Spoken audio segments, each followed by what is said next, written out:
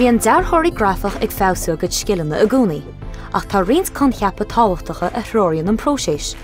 Is iad seo bon principal an deara. Bei sprug faoi le a gúnaí ag dearthóir ailte, agus bei srianta i bhaimige sa chuos go méid ciall le gach element. Úsáidtear elementí áirc chun teachtarat a chur an úl. Is iad na príomh-elementí ná chlóireann, líne, cro, igacht, da agus spás. Is é chlóireann an bailach is coitianta le teachtarat a chur an úl. Tá dhá cheanál chlóireann an, serif agus sans serif. Sampla i Times New Roman de chlóireann serif. Tugann an síl seo tróir an túl tuis go línta bídeacha ar na litricha, feictar iad i gceann línta.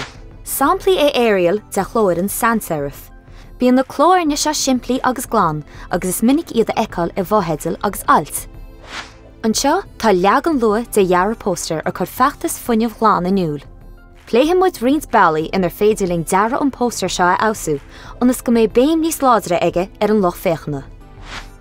Bí cínta chlóireann a ránú atá soléite agus éireannach. Go háirithe má tá tú gúsáid níos mó ná chlóireann amháin. Ba cheart go mbeadh gaol idir airde na litricha agus táhacht na mhocail, mar sin méadaí na litricha agus an chló trom de ar tháhacht an nocail. Cuir an igacht agus dá mothúcháin in úl. Is minic a úsáidtear bondá le tón an físa a chur an úl.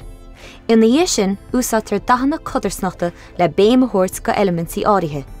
Níor cheart breis dahanna úsáid seachas má bhíonn fíorgháló. Tasíonn dahanna cóéireannacha le pealaíod dahanna maithrothú, agus bethóir go bhealach siad go teachtarat an físa. Tuair áard ar le gon spás áirc.